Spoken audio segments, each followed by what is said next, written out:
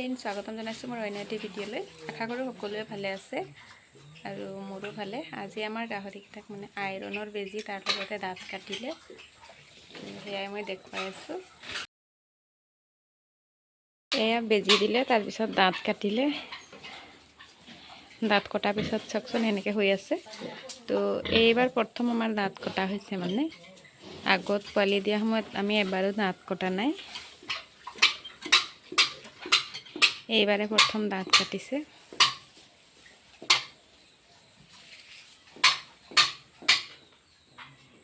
এয়া গোটেইকেইটা পোৱালি চাওকচোন ইমান ধুনীয়া, আৰু এনেকৈ চেইন দি দিছে। মানে এনেকৈ মানে বেজী দিয়া দাঁত কটা এইটো মানে ধৰিব পাৰি বুলি এনেকৈ চেইন দিয়া হৈছে। আৰু এইফালে এয়া ডক্টৰ বাইকখন, আৰু ছাৰে ইয়াতে জোতাযোৰ খুলি থৈছে। মানে বাহিৰৰ পৰা আহিছে যে, তো চেণ্ডেল জোতাত বহুত ৰকমৰ ভাইৰাছবোৰ আহি যায়, হয় নহয়? সেইকাৰণে গেটৰ মুখতে খুলি তাত পটাছ পানীৰে ধুই ল'লে। আৰু এইফালে আজি মানুহজনে দানা আনিছে, দানাৰ বেগ।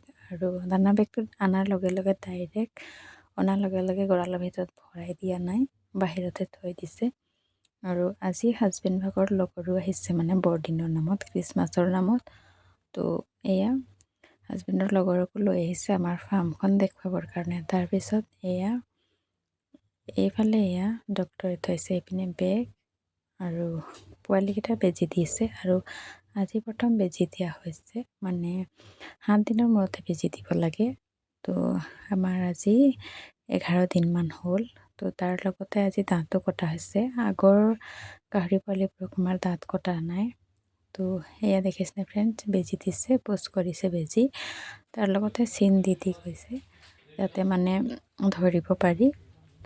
আৰু সেয়াই বেজী দি মেলি হৈ গ'ল আমাৰ 11টা পোৱালি। দাঁতো কাটিলে, নহ'লে গাখীৰ খোৱাৰ সময়ত দাঁত এনেকৈ লাগি যায় যে, গাখীৰ খাওঁতে খাওঁতে কামুৰি কামুৰি ৰঙা কৰি দিয়ে। তো তাতে ডক্টৰে কেইটামান দৰৱ পাতিবোৰ দেখুৱাই দিলে। তাৰ লগতে মানে ধুনীয়াকৈ বুজাই দিছে কেনেকৈ কি কৰিব লাগে, কেনেকৈ কি কৰিলে মানে ভাল হয়। তাৰপিছত ছাৰে বৰ ধুনীয়াকৈ বুজাই দিলে, মানে কেনেকুৱা ভাইৰাছটো বিয়পিছে, কি কথা, আৰু দানাত আহিছে নে নাই অহা, মানে গোটেইখিনি ধুনীয়াকৈ ইয়াত বুজাই দিছে আমাক। এতিয়া সেই গাহৰিটো যে বন্ধ কৰি দিলে একমাহ, সেই একমাহ বন্ধ কৰাৰ কাৰণেহে অলপ বেমাৰটো কমিব। নহ'লে খেলটো বুজিছা নাই? এনেকুৱা এটা গাহৰি 50 কেজি ওজন, 1 কেজিকৈ মাংস ল'লেও 50টা মানুহ তাৰ ওচৰত গৈছে নাই? 50টা মানুহৰ লগততো কমচে কম 50টাৰ ভিতৰত 30টা মানুহৰ গাত বেমাৰটো গুচি গৈছে। সি গৈ পিনে আকৌ গঁৰালত দানা দিবলৈ যাওঁতে তাৰ ঘৰত গুচি গৈছে। তেনেকৈ দাম বস্তুটো বাঢ়ি গৈছে।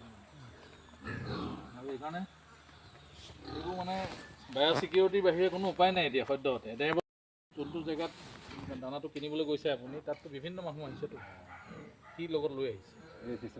সেইকাৰণে কি কৰিব, দানাৰ পেকেটটো বাহিৰতে কৰিব, চেনিটাইজ কৰিব। এইটো পিচ আছে নহয় আগৰ দিনৰ, সেইটো যে চেনিটাইজাৰটো, সেইটো মাৰি ভালকৈ ৰ'দত চদত দি তাৰপিছত সোমোৱাব। নহ'লে প্ৰায় এই ইয়াতে এতিয়া ক'ত ভাইৰাছ লাগি আছে আপুনি কেনেকৈ গম পাব?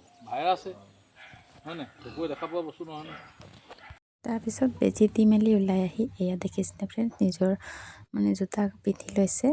তো আজিৰ ভিডিঅ'টো ইমানেই আছিলে। কেনেকুৱা পালে জনাব। যদি চাই ভাল পাইছে তেনেহ'লে প্লিজ লাইক, কমেণ্ট, শ্বেয়াৰ আৰু ছাবস্ক্ৰাইব কৰিবলৈ নাপাহৰিব।